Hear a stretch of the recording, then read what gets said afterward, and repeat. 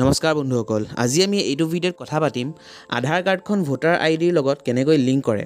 অতি সহজেই আপোনালোকে এই ভিডিঅ'টো চাই ঘৰতেই নিজৰ মোবাইলেৰে নিজৰ আধাৰ কাৰ্ডখন ভোটাৰ কাৰ্ডৰ লগত লিংক কৰিব পাৰে। ভিডিঅ'টো ভালদৰে সম্পূৰ্ণ চাব, তেতিয়াহে আপোনালোকে বুজিব পাৰিব সম্পূৰ্ণ প্ৰচেছটো।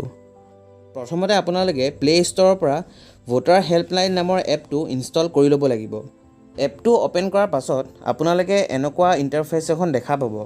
প্ৰথম অপশ্যন যোনটো ভোটাৰ ৰেজিষ্ট্ৰেশ্যন বুলি, তাত আপোনালোকে ক্লিক কৰিব লাগিব আৰু তাৰ পাছত আপোনালোকৰ এনেকুৱা এখন ইণ্টাৰফেচ খোল খাব আৰু তাত আপোনালোকে একেবাৰে লাষ্টৰ অপশ্যনটো ফৰ্ম 6B বুলি তাত আপোনালোকে ক্লিক কৰিব লাগিব।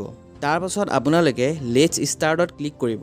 তাৰ পাছত মোবাইল নাম্বাৰ এটা ভৰাই চেণ্ড OTPত ক্লিক কৰিব। তাৰ পাছত আপোনালোকৰ নাম্বাৰটোত এটা OTP আহিব আৰু OTPটো ভৰাই আপোনালোকে ভেৰিফাইড ক্লিক কৰি দিব। তাৰ পাছত আপোনালোকৰ সন্মুখত এনেকুৱা এখন ইণ্টাৰফেচ খোল খাব। প্ৰথম অপশ্যনটো আহিব আপোনালোকৰ ওচৰত ভোটাৰ আইডি নাম্বাৰ আছে নেকি। বন্ধুসকল, ইয়াত আপোনালোকে কনফিউজ নহ'ব। আপোনালোকৰ ভোটাৰ আইডিখনত DQT বুলি এটা ভোটাৰ আইডি নাম্বাৰ ষ্টাৰ্ট হৈছে, সেইটোৱে হৈছে আপোনালোকৰ ভোটাৰ আইডি নাম্বাৰ। আৰু ছেকেণ্ড অপশ্যনটোত যদি যায় তেন্তে আপোনালোকে মেনুৱেলি ডিটেইলছসমূহ ভৰাব লাগিব। এতিয়া মই প্ৰথম অপশ্যনটোলৈ গৈছোঁ। প্ৰথম অপশ্যনটো আপোনালোকে চিলেক্ট কৰি নেক্সট কৰি দিব আৰু তাৰ পাছত নিজৰ ভোটাৰ আইডি ভৰাই ষ্টেটত আপোনালোকে আসাম ভৰাই দিব আৰু তাৰ পাছত ফেটছ ডিটেইলত ক্লিক কৰি দিব।